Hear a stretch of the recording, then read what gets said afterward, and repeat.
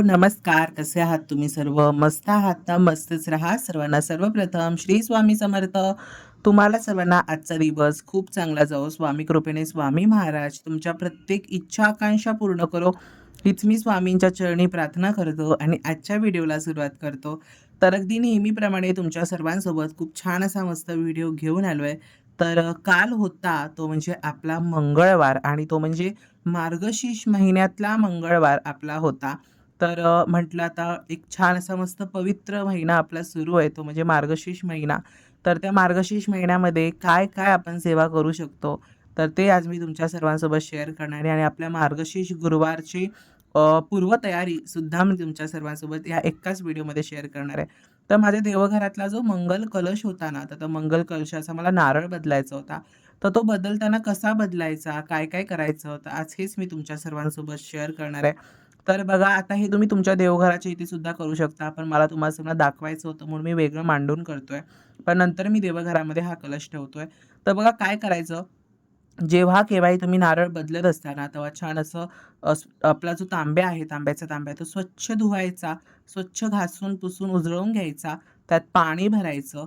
त्याच्यानंतर मग त्याला हळदी-कुंकवाची बोटं लावायची. तुम्ही ओली हळदी-कुंकवाची सुद्धा बोटं लावू शकता किंवा पुढे स्वस्तिकसुद्धा तुम्ही काढू शकता. पण मी फक्त बोटं लावतोय. त्याच्यानंतर त्यामध्ये तुम्हाला हळद-कुंकू घालायचं आहे, अक्षता घालायच्या आहेत. त्याच्यानंतर त्यामध्ये सुपारी आणि नाणं तुम्हाला त्यामध्ये घालायचं आहे. त्यानंतर थोडीशी फुलं त्यामध्ये तुम्हाला घालायची आहेत आणि आपली ही जी नागवेलीची पानं असतात ना, नागवेलीचं ज्याला विड्याची पानंसुद्धा म्हटलं जातं, तर ते तुम्ही लावायचं आहे. ते नाही लावलं तरी चालेल, पण आपण आता नवीन नारळाची स्थापना करतोय म्हणून आपल्याला लावायचं आहे.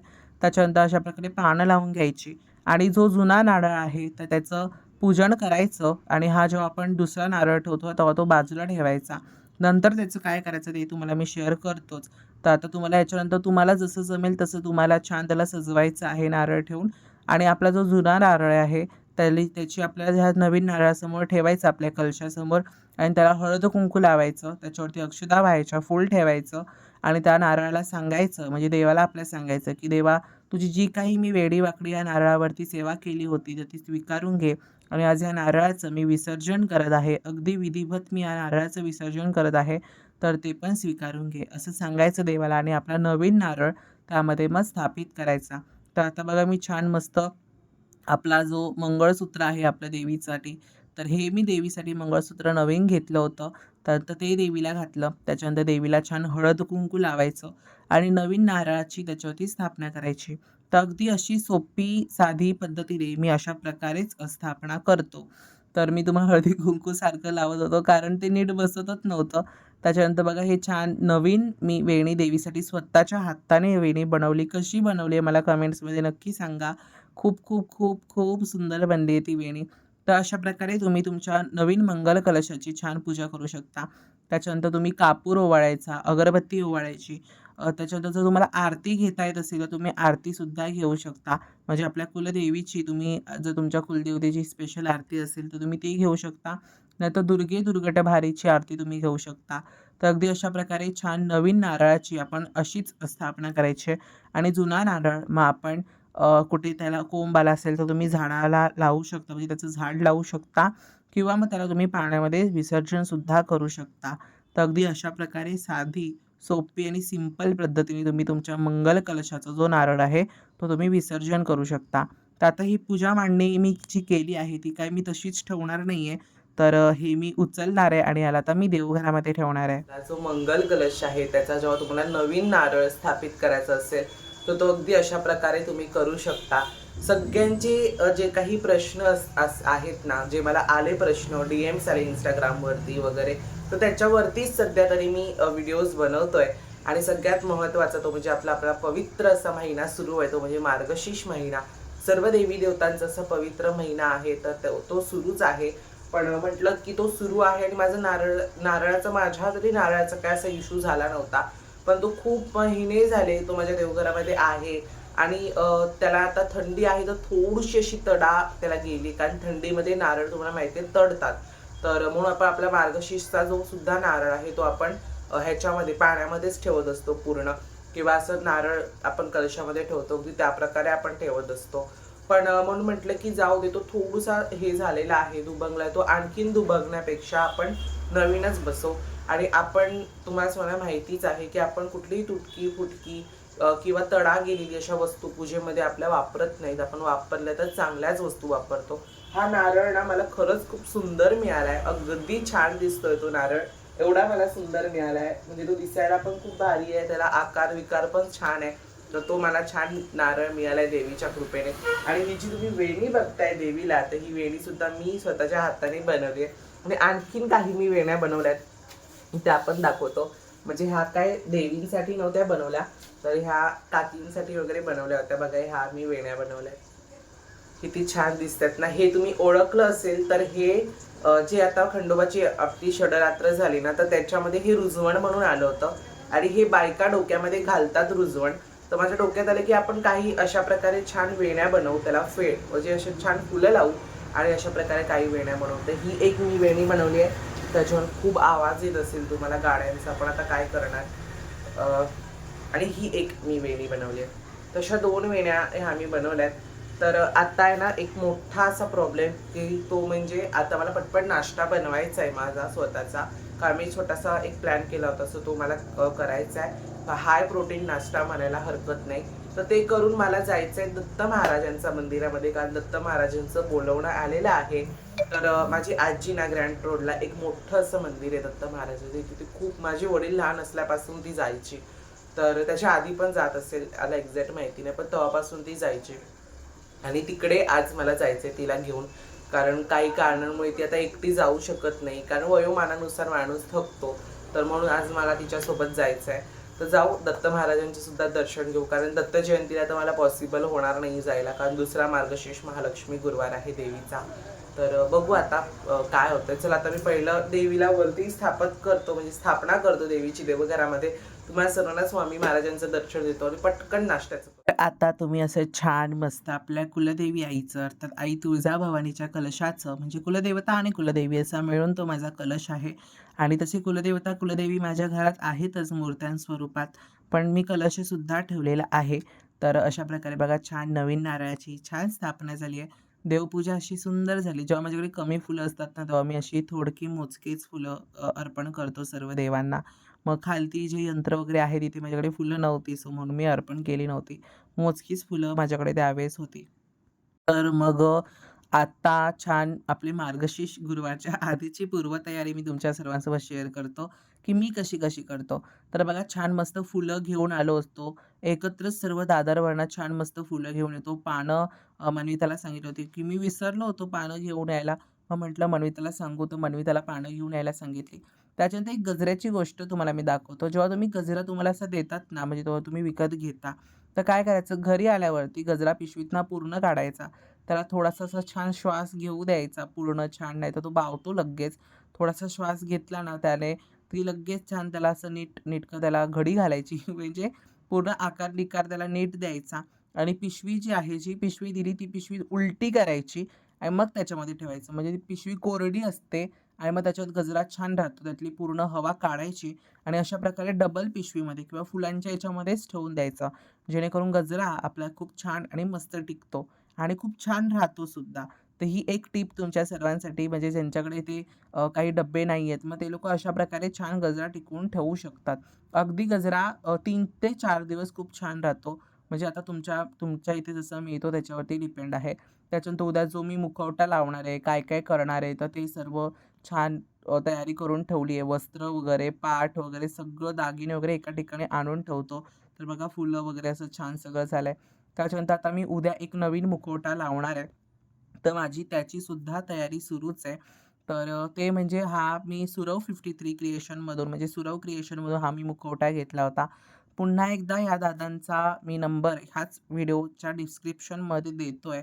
म्हणजे तो तुम्हाला पुन्हा बघायला नको. जर तुम्हाला कोणाला हा मुखवटा आवडला असेल आणि ऑर्डर करायचा असेल, तर दादांना मग तुम्ही कॉन्टॅक्ट करू शकता. तर एका साईडला मी वेणी सजवत होतो आणि एका साईडला मन्विता देवीच्या डोळ्यांना आयलॅशेस लावत होती. पण काय माहिती भगवतीच्या मनामध्ये नव्हतं आणि मी जी वेणी लावली, म्हणजे वेणीला सगळं माझं खटाटोप सुरू होता. तर तो सर्व खटाटोप छान असं मस्त वाया गेला. त्यामागचं कारण म्हणजे ते खूप ओव्हर वाटत होतं. म्हणजे जरा जास्तच मी टिकल्या लावत होतं. ते लयच झगामागा माझ्याकडे बघावसं झालं होतं.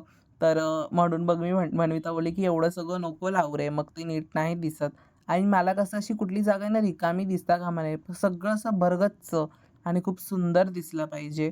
सगळं असं मस्त छान भरगच्च असेल ना, तरच ते खूप सुंदर दिसेल.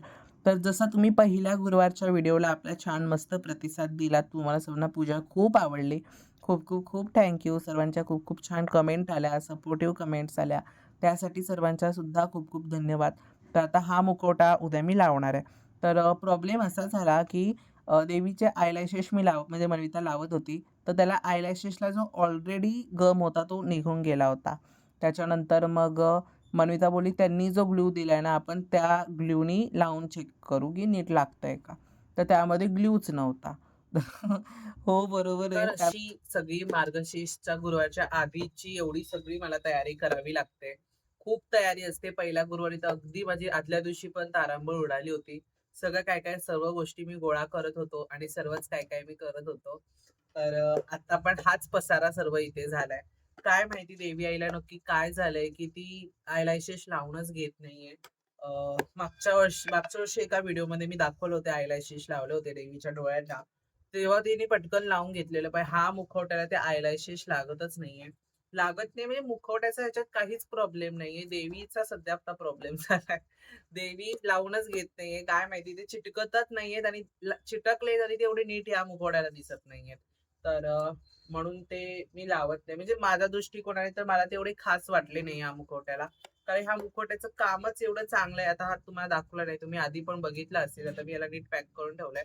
त्या मुखवट्यावरती कामच एवढं चांगलं केलंय, की त्याला आयलॅशेसची सुद्धा गरज नाही, असं मला तरी वाटतं.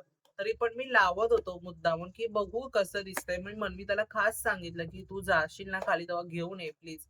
आणि ती खास घेऊन आली. पण ते आयलॅशेस पण असे, की ते चिटकत पण नव्हते. आणि काय माहिती आता देवीची कृपा, की काय माहिती तर तिला नको असतील. पण बघू आता. तर मार्गशीर्षच्या 4थ्या गुरुवारसाठी 3ऱ्या गुरुवारी काहीच होणार नाहीये. मी तुमच्या सर्वांसोबत शेअर करेन. मला डॅम शुअर आहे, की मी काहीच करू शकणार नाहीये 3ऱ्या गुरुवारी. बघू पण काहीतरी खास. आणि मी वेणीची पण मस्त थडगेफड वाट लावली होती. पण मन्विताने आता त्याला छान नीट मला करून दिलंय. मी खूप डायमंड लावले होते त्याच्यावरती. पण आता सिंगल त्याला डायमंड लागलेत. पण म्हणून ते पण आणखीन छान दिसतंय. आणि उद्या आहे दत्त जयंती म्हणून हा व्हिडिओ मी लवकर जरी 10 वाजले तरी हा मी व्हिडिओ तुमच्या सर्वांसोबत शेअर करणार आहे. बघू आता काय होतंय. आणि एक नवीन मुखवटा सुद्धा माझ्याकडे आलेला आहे. इतका सुंदर आहे, की तुम्हाला मी काय सांगू. पण या मुखवट्याचे डिटेल्स वगैरे मी तुम्हाला इतक्यात देणार नाहीये. थोड्या वेळानंतर देईन किंवा आपला 3रा गुरुवार उजाडेल तेव्हा देईन. इतक्यात मी फक्त तुम्हाला दाखवतोय. याचे काहीच डिटेल्स मी तुम्हाला सगळं देणार नाहीये. तर तो मुखवटा आहे. तुम्ही सर्व तुमची कामं करा. करा तुमची सर्व कामं. तुम्हाला 1 सेकंड मी तुम्हाला 3 माकडं. सध्या तिघच जण आहेत. त्याच्यानंतर हे आमचं मोठं माकड. लिटरली मी शूट करतोय. मला माहिती आहे माझं माझं सुरू आहे आणि मला त्या गोष्टीचं काय वाटत नाही, की एवढे सगळे समोर आहेत म्हणून मी शूट नाही करणार. मला या गोष्टीचं काहीच वाटत नाही. पण हे हे आमचे माकडं अजिबात ऐकत नाहीत. नुसते माझ्याकडे बघतायत आणि त्यांचे सुरू आहे. "प्रियांश तुझी आजी येईल आता 8 वाजलेत. करेक्ट 8 वाजलेत. पॅकअप कर तू आता." ओके? आणि हे आमचं मोठं माकड. हे पण मला वरनं इतकं हसवतंय. म्हणजे आपला भाव काहीतरी चांगली गोष्ट करतोय. म्हणजे चांगलं काहीतरी दाखवतोय सर्वांना. चांगल्या गोष्टी. आपल्या भावाची काय इमेज आहे एवढं सगळं माहिती आहे तिला. तरी पण माझ्या शूट मनीता मशीन लावायची आहे. मशीन लावायची. मन्विता.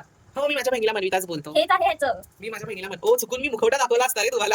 ओके यांचं सुरू असू द्या. मी माझं शूट तर इथे आता माझी तुम्ही बघितलात खूप खूप खूप मस्ती वगैरे सर्व गोष्टी सुरू असतात ना, तर मग कामांना मग खूप उशीर होतो. त्याच्यानंतर आता ते सोडा, की आता हे बघा की ते म्हणजे ही चुका तुम्ही सुद्धा करत जाऊ नका म्हणून मी हा खास व्हिडिओ बनवलाय मार्गशीर्ष पूजेच्या आदल्या दिवशीचा. तर बघा जेवढे आता आपल्या गुरुवारी काही असतं, तर तेव्हा काय होतं आपण जी 5 प्रकारची पानं घेऊन येतो, तर तशी मी पानं पहिल्या गुरुवारी 2 जुड्या आणल्या होत्या. म्हणजे ते 2 सेट मी घेऊन आलो होतो.